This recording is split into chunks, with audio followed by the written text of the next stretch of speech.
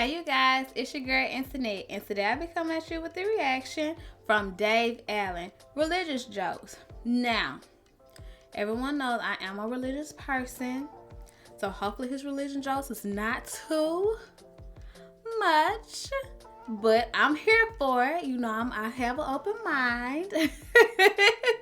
So, let's see what he has to say, but don't forget to like, comment, and subscribe, and turn notifications on so you can see me.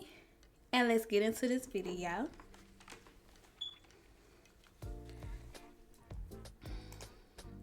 A little fellow walking into a bar, and standing outside is a nun. And she looks at him and she says, "Before you enter this den of iniquity, think of your mother and your father." Okay. He said, "They're dead. They're dead in heaven." She said, "Well, think of the damage the alcohol is going to do to your brain." What? What are you talking about? Have you ever had a drink? And the nun says, "No." He said, "Well, how the hell can you stand there talking about it and saying drink is going to do damage to your brain if you've never had it?" I'll tell you what, I'll go in, get you a drink, bring it out, give it to you, you drink it. If you don't like it, then you can talk about it. But don't talk about things you've never experienced. Right. "What'll you have?" And the nun says, "I don't know." "What do ladies generally drink?" He says, "Gin." She says, "All right, I'll have a gin. But get it in a cup so nobody will notice." The fellow goes into the bar and he says, "Give us a pint of beer and a double gin in a cup." And the fellow says, "Is that bloody nun out there again?" The Pope, discussing the existence of God with an out-and-out atheist, starts off very correctly, discussion, and as the hours go by, it gets more and more heated, and eventually the Pope turns to the man and he said, "The mom! Get the mom! And you, come here. You are like a man who is totally blindfolded Okay. in a dark room looking for a black cat that is not there." The fellow said, "With all respect, Your Holiness, I think there's great similarity between us both." He said, "What do you mean, similarity?" He said, "Well, as far as I'm concerned, you are like a man who is blindfolded in a totally dark room looking for a black cat that isn't there. The only difference is that you found it." Oh. How? How? I don't get it. Get a nun. Gets up in the morning and leaves and walks down the corridor. And another nun looks at her and says, it's a difficult thing to say, another nun, Another nun, yeah. and says, Another nun. "You got out of the wrong side of the bed this morning." And she goes on down, and another nun says, "You got out of the wrong side of the bed." I am really enjoying him. Like, these jokes, okay, so far what I've heard, I'm liking him. I'm liking it, and it's funny. It's naturally funny to me. And I didn't get the other one, like how he found the black cat. I didn't get that one. Y'all tell me what that means, because I didn't get it. I didn't get that one. But it was funny to me, like how you look at, okay, you looking for, you in a dark room, blind or whatever he said, looking for a black cat that's not there. I don't get it. Okay, the other person said he didn't found it. Well, you're found it. The only difference between me and you that you found the black cat. Like, I don't get it. Help me out. Help me out. This morning. And this happens 15 times, and by then she's livid. And she meets the Mother Superior. And the Mother Superior is just about to open her mouth, and the sister says, "Don't tell me that I got out of the wrong side of the bed this morning!" And the Mother Superior said, "I wasn't going to say that. I was just going to say, what are you doing with the bishop's shoes on?"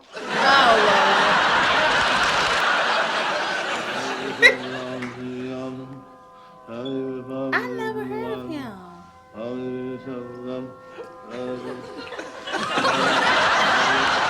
Really? Put some water on his clothes. I am what you might call a practicing atheist. I'm quite happy to be an atheist because I think actually God likes atheists better. We never ask him for anything. We're not bothering him all the time, saying, oh, God, please help me, I want this thing. And as a practicing atheist, there's certain things that I travel around the world, and no matter where I go, somebody called Gideon leaves me this book to read. It's an Irish book because it says it all began at the beginning.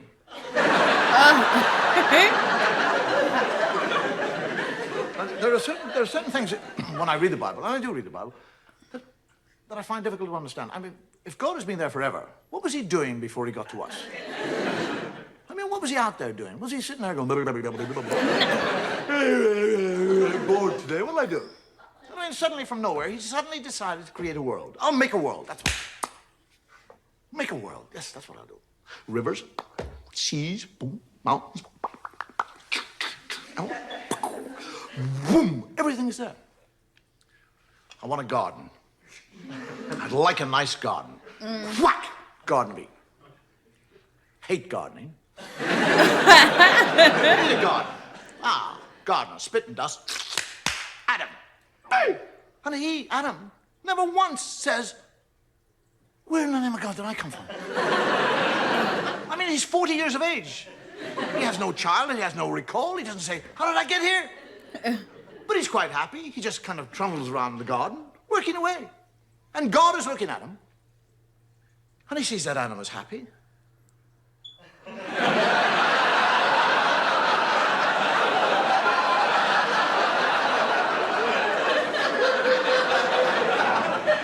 I didn't put him there to be happy. I'll put a stop to that. And God, during the night, sneaks down like a thief and steals. Doesn't ask, doesn't request, steals it. His rib. And from his rib, he makes woman. And Adam wakes up in the morning, he's a real thickie. He's lying there, and there's somebody else, he doesn't say, where did you come from? How the hell did you get here? Oh. Where did you get those lumps?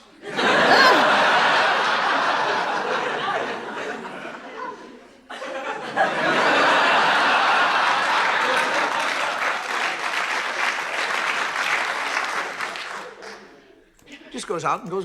I mean, he do make a good point because, like, all of a sudden, Adam, how old was Adam when he even came? He said he was like 40 something. That's what he just said, but I don't know that for sure though. But still though, like, how old was he when God made him? Like, was a teenager or something like that? I would say a teenager, just me personally. Best time is when you're a teenager. Gardening. And God comes down and has a conversation with Eve and tells her that she can eat of any fruit in the tree in the whole garden with the exception of one fruit tree. He's talking to a woman. Really? What that supposed to mean? He actually tells her not to eat of the fruit. Really? And then when she said, which tree can't I? He said, that one over there. He points it out to her. You know, women ain't finna listen on man. And when he goes and hides, and she sneaks up to the tree, and a snake comes down and has a conversation. A snake. Now, if I see a snake, I'll back off. Right. One starts talking, I'll crap myself. Right.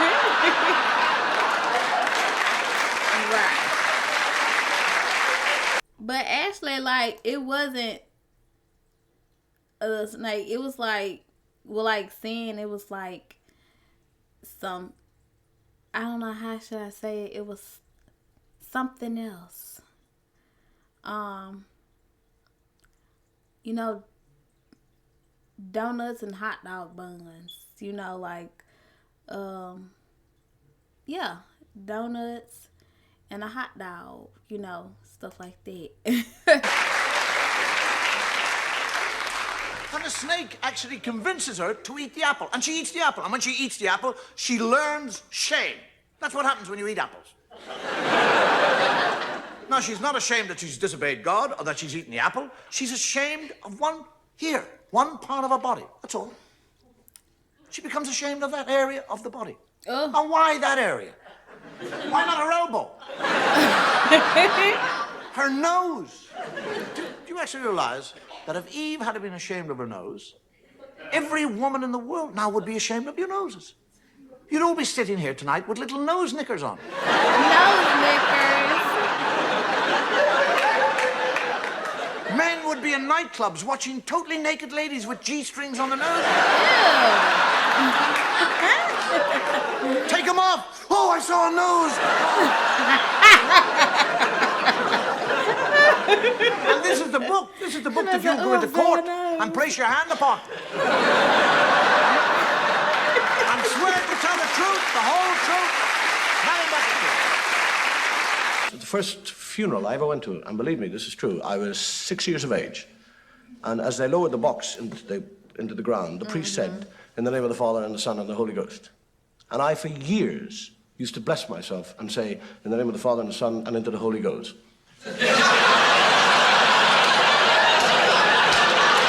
One final custom that we have in Ireland regarding death and a funeral is that only one person who is buried in a graveyard can go to heaven. Which basically means if two people are buried in the same graveyard on the same day, the last one in has got to wait till tomorrow. So can you imagine what would happen if one funeral met another funeral going to the same graveyard? Okay.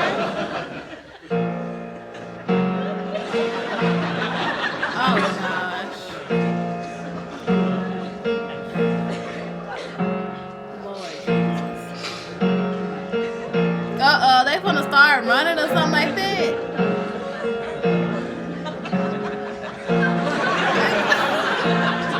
What I tell you, they gonna start running. Oh!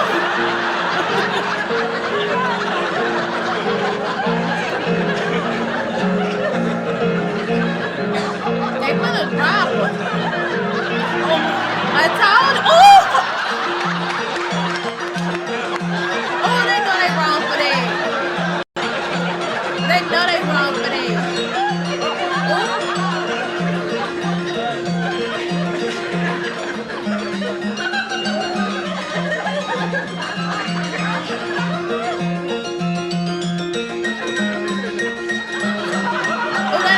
Baby buggy. Then they put some wheels on it. Common day thing though. Common day thing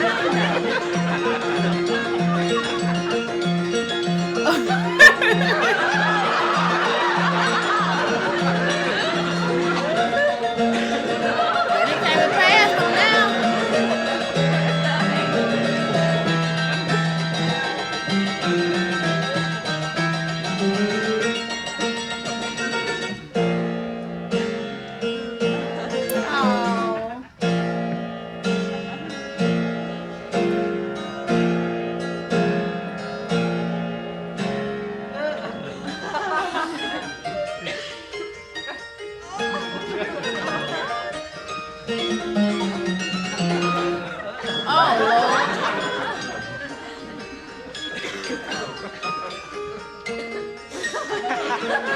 Dang, all them people got up in that little old bitty car.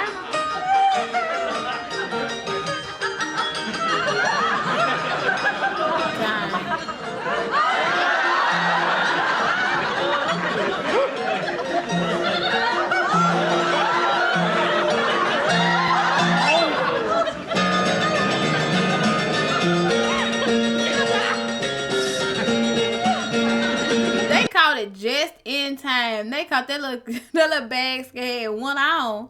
Dang, all the people fit up in that little old bitty car. Uh-oh. Oh.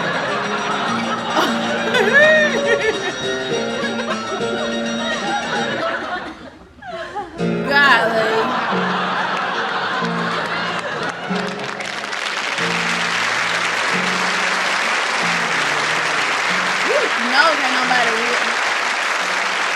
You already know no lie. You know, like no real dead corpse up in there. Ain't no way. No, especially how fast them people going. They was running fast too. Little fella dies and goes to heaven, and St. Peter said, would you like to have a look around heaven? And the fellow, yeah, I would, actually. So they're looking around heaven.